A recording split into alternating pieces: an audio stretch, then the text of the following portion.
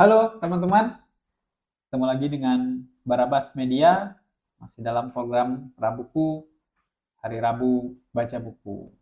Kita ketemu lagi dengan teman kita Silma. Nah, ini udah lumayan panjang ya Silma yang kita bahas Mm-mm, mengenai buku Think and Grow Rich kayak gitu ya. Nah, karena kebetulan nih babnya juga banyak ya Silma. Nah, mm-mm. takutnya kalau kita bahas keseluruhan, nah takutnya teman-teman jadi ya kebanyakan informasi jadi bosen nih. Makanya kita bahas Iya, sedikit-sedikit ya benar agar banget Bang. informasi atau ilmu yang kita dapat dari buku ini bisa kita peroleh secara bertahap dan tahan lama kayak gitu ya di Iya, pikiran benar. kita ataupun dalam prakteknya. Oke, nah minggu lalu kita bahas mengenai keputusan ya. Mm-mm. Nah, kali ini oke, apa nih sih Mak? Kalau kali ini kita akan bahas Kali judulnya apa ini nih? kita akan bahas ketekunan, yaitu Oke. bab 9. Nah, ketekunan ini adalah usaha lanjutan yang dibutuhkan untuk menimbulkan keyakinan, yang dimana menjadi langkah ke-8 dalam menjadi kaya. Hmm, Ketekunan merupakan faktor penting atau prosedur yang mengubah keinginan menjadi wujud moneternya, yang oke. dimana dasar ketekunan itu adalah kekuatan kehendak. Hmm, Nah, jadi orang yang mengumpulkan kekayaan melimpah itu umumnya dikenal sebagai manusia berdarah dingin. hmm, Kenapa gitu? Karena mereka ini lebih bersikap pada kekuatan kehendak hmm. yang dimana dipadukan dengan ketekunan dan juga keyakinan sehingga memastikan mereka bahwa pencapaian dalam tujuan mereka itu tercapai Oke. gitu. Nah, secara umum Henry Ford itu dianggap sebagai kejam dan berdarah dingin. Hmm, Salah sangka itu tumbuh dari kebiasaan Ford yang selalu mengikuti semua rencananya dengan tekun. hmm. Jadi, beberapa orang itu melanjutkan walaupun banyak rintangan sampai mencapai tujuannya. Jadi banyak beberapa orang yang melakukan suatu usaha dengan ketekunan mereka itu meskipun memiliki banyak rintangan dalam mencapai tujuan dari hasil ketekunan itu sendiri. Oke. Dan ya, jika kita mengikuti buku ini dengan niat, kita akan menerapkan pengetahuan yang disampaikan melalui ketekunan. Kita akan muncul yang pertama kali itu adalah mengikuti keenam langkah yang dijabarkan pada bab 2, Hmm, yang dimana kurangnya ketekunan itu menjadi salah satu penyebab utama kegagalan. hmm. Dan cara mengatasinya itu tuh bergantung sepenuhnya pada intensitas keinginan seseorang.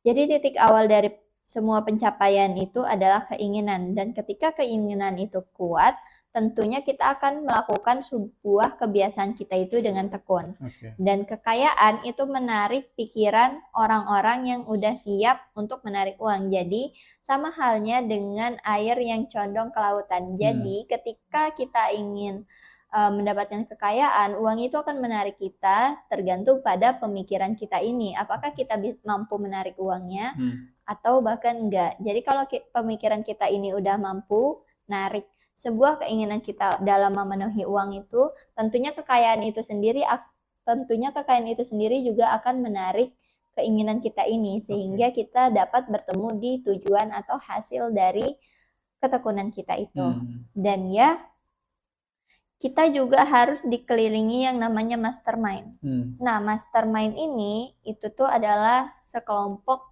eh, apa ya namanya? Circle kalau zaman sekarang. Hmm. Nah, sekelompok circle yang dimana tentunya itu akan berpengaruh pada mindset kita gitu. Oke. Nah, kemiskinan itu biasanya tertarik pada orang-orang yang memikirkannya. Jadi kalau misalkan kita nggak mau miskin, ya kita jangan memikirkan kemiskinan itu. Gitu. Oke. Jadi kesadaran terhadap kemiskinan itu tanpa sengaja tentunya akan mengubah dan menguasai pemikiran kita Oke. sehingga kita tuh akan terus-terusan berpikir bahwa kita nggak akan mampu untuk memenuhi keinginan dan tujuan kita itu. Oke. Gitu.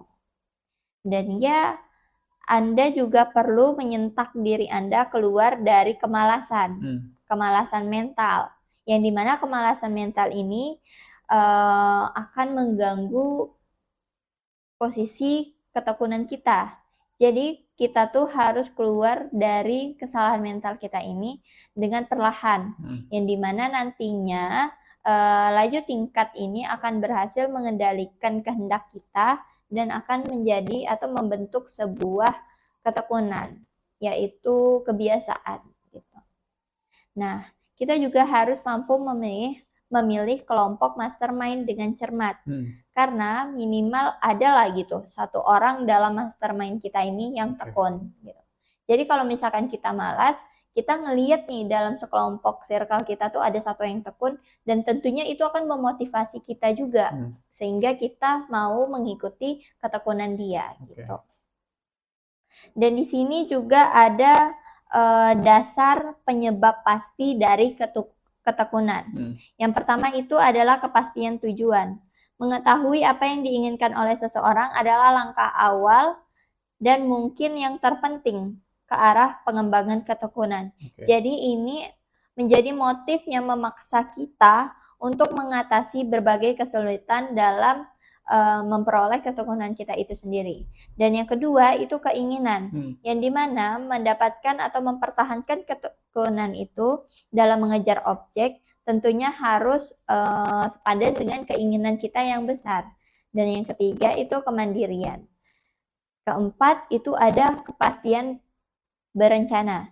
Dan kelima itu ada pengetahuan akurat. Jadi kita juga harus mengetahui nih informasi-informasi terhadap ketekunan kita ini apakah udah sejalan dengan tujuan kita nanti gitu. Jangan-jangan kita udah tekun nih ngelakuin ini, ternyata nggak sejalan sama tujuan kita gitu.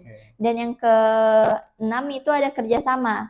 Nah, ternyata kerjasama juga menjadi salah satu dasar dari penyebab ketekunan, yang dimana simpati, pengertian, dan kerjasama itu harus harmonis sejalan dengan orang lain, dan ini akan mengembangkan ketekunan. Dan ketujuh itu ada tekad. Biasanya kebiasaan mengkonsentrasikan pemikiran pada membuat rencana untuk mencapai tujuan yang pasti pengarah pada ketekunan. Dan yang terakhir itu ada kebiasaan, yang dimana ketekunan itu merupakan hasil langsung dari kebiasaan. Jadi otak kita akan menyerap bagian dari pengalaman yang udah kita jalani sehari-hari dengan ketekunan itu, yang dimana ketekunan itu tentu akan membawa pola pikir seseorang itu mengubah pemikirannya sendiri dan mengubah mindsetnya dalam mengambil suatu keputusan-keputusan untuk mencapai tujuan atau hasil akhirnya. Dan ya di sini juga ada cara mengembangkan ketekunan. Itu ada 4 cara. Yang pertama itu adalah tujuan pasti yang didukung keinginan membara untuk mewujudkannya. Jadi tujuan pasti kita itu apa? Dan itu juga harus didukung atau disokong dari belakang dengan keinginan kita yang besar. Dan yang kedua itu rencana pasti yang diekspresikan dengan tindakan terus-menerus. Jadi rencana pasti yang udah kita buat, schedule yang udah kita buat itu harus kita ekspresikan dengan tindakan kita melakukannya secara terus-menerus.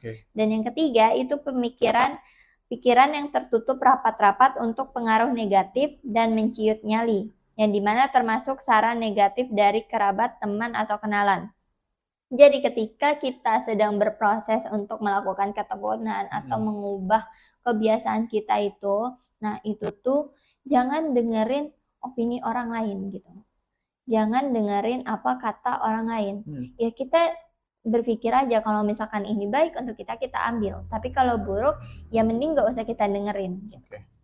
Dan yang keempat itu ada kerjasama yang erat dengan satu atau lebih banyak orang yang akan menyemangati seseorang agar mengikuti rencana dan tujuan. Nah, ternyata kerjasama kita dengan seseorang atau dengan orang lain itu mampu membentuk tekad atau kebiasaan kita ini menjadi sebuah molekul yang kuat, yang dimana nantinya kita juga akan menjadi menjadi percaya diri untuk melakukan kebiasaan-kebiasaan kita itu. Dan ya, seluruh tujuan dari ke-13 prinsip falsafah ini agar orang membuat keempat langkah yang tadi disebutkan itu menjadi kebiasaan. Ada beberapa langkah yang bisa dipakai untuk mengendalikan takdir ekonomi seseorang. Terus jadi 4 prinsip atau 4 cara ini itu tuh menjadi beberapa langkah yang dimana 4 tadi itu menjadi langkah untuk mengendalikan takdir ekonomi seseorang. Terus juga untuk menjadi kebebasan kemandirian dari pemikiran seseorang. Terus yang ketiga itu pembuka jalan menuju kekayaan. Dan yang keempat itu menjadi langkah-langkah modal awal seseorang untuk mencapai kekuasaan, ketenaran, atau bahkan pengakuan dunia. Dan ya, di sini ada contoh dari Mr. Ford. Nah, Mr. Ford ini dan Mr. Edison itu merupakan salah satu yang terkenal di Amerika. Yang dimana Mr. Edison itu penemu bohlam lampu. Terus Mr. Ford itu waktu itu bagian ini sel-sel gitu Bang. Sel-sel kendaraan berasap kayak kereta dulu. Nah, namun di balik dua tokoh yang ternyata ini nih dibilang tekun, mereka belajar mati-matian. Mr. Edison kan terus berulang mengerjakan bohlam lampu itu hingga nyala, dan Mr. Ford juga begitu. Ada salah satu contoh yang menurut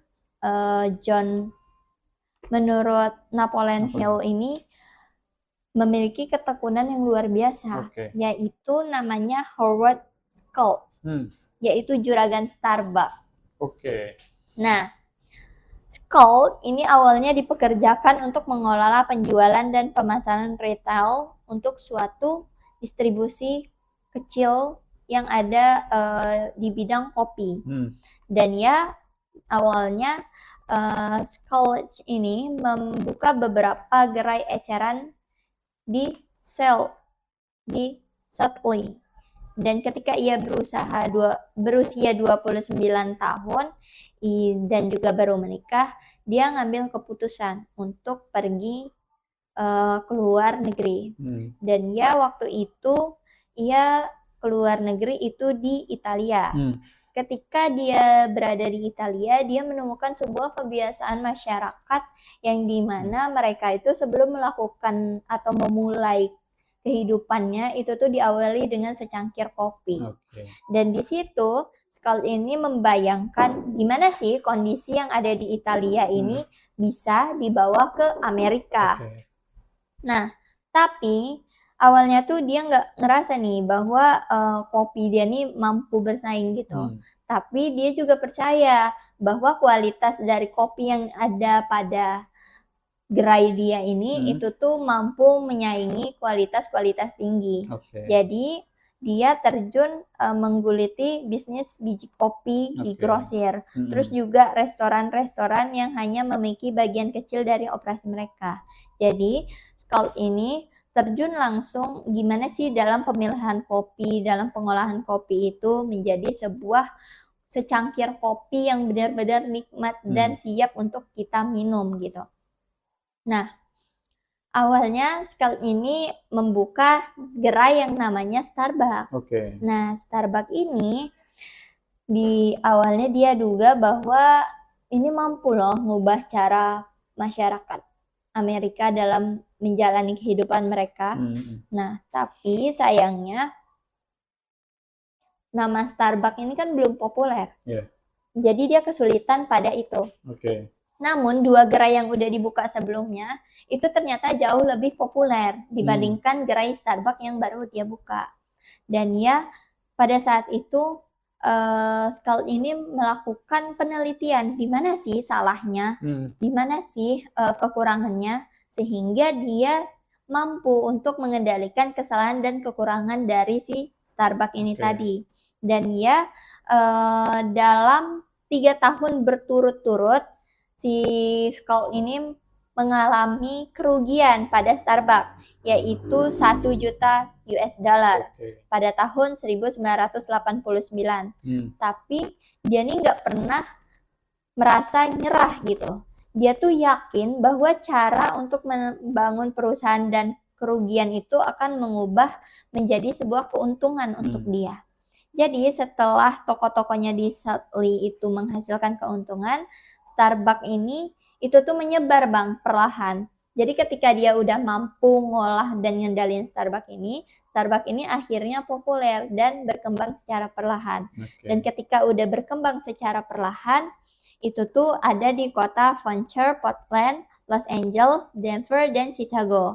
Dan ya ketika udah populer nih di Amerika, dia juga merasa kurang, kayak saya ingin Starbucks ini dibawa ke mancanegara gitu. Dan akhirnya Starbucks ini menjadi salah satu merek ternama di seluruh dunia dan merupakan contoh kecerdasan pemasaran Amerika. Dan itu membuat Howard Schultz ini menjadi salah satu orang terkaya di Amerika. Jadi dari cerita Schultz ini, itu tuh menunjukkan bahwa kegigihan kita dalam berusaha itu tuh bukan cuma-cuma. Dan ketika kegagalan menghampiri kita, itu juga bukan salah satu yang dimana kita tuh harus berhenti untuk mencoba itu lagi. Dan dengan ketekunan itu, kita juga mampu ngambil keputusan yang matang, sehingga dengan ketekunan itu juga mampu membawa kita pada tujuan akhir atau keinginan utama kita itu tadi gitu.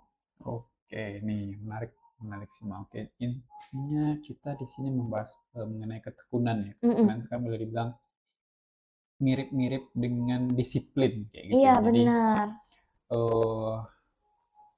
apa yang kita kerjakan kayak itu, apa yang kita lakukan ya benar-benar harus kita kerjakan dengan bersungguh-sungguh. Nah, dan disiplin, dan jadinya menjadi bahasa tekun kayak gitu ya. Iya, benar banget. Di sini tadi menarik nih, dari cerita Silma, ternyata pendiri Starbucks, Scott ya namanya tadi ya. Ya ternyata dia membangun Starbucks itu ya tidak langsung untung ya, bahkan dia rugi sampai 1 juta US dollar kayak tadi. Iya, selama 3 tahun berturut-turut. 3 tahun berturut-turut berarti 3 3 juta dong US kayak gitu. dollar. Tapi dia meyakini, yaitu kekuatan keyakinan tadi ya, bahwa kerugian yang dia alami itu bukan suatu hal yang harus membuat dia menyerah kayak gitu. Tapi dia lebih kepada membuat kerugian itu, ini ya menurut dia ketika kerugian ini bisa diatasi dengan ya tadi dengan ketekunan dan lain sebagainya, dia akan bisa berhasil memperoleh ya kekayaan ataupun keberhasilan itu kayak gitu. Oke, sip. Nah, dari Silma buat teman-teman di rumah nih, ada tips atau entry ya untuk ya gimana nih kita bisa disiplin, tekun dalam hal apapun lah kayak gitu. Selalu pikirkan apa tujuan kita. Jadi kalau misalkan kita itu pengen tekun dalam suatu hal, ya kita harus selalu memikirkan tujuan kita tekun ini apa sih? Kita mau jadi apa sih sebenarnya gitu. Nah, teman-teman, jadi ketika kita memikirkan tujuan kita, nah itu akan memperoleh semangat kita yang membara gitu. Keyakinan kita pada tujuan kita itu tuh semakin kuat. Sehingga kebiasaan-kebiasaan yang kita jalani dengan tekun itu tuh lama-lama kita ikhlas jalaninnya. Jadi kayak yaudah kita jalanin. Udah gitu. Menjadi aktivitas hal yang biasa kita lakukan lah. Iya, secara benar. respon tubuh pun ya menganggap ya ini udah biasa nih dia lakukan. Oke, teman-teman. Terima kasih banyak Silma untuk materi sama-sama, hari ini, menarik sekali. Ya, oke, sampai jumpa lagi teman-teman. Dadah.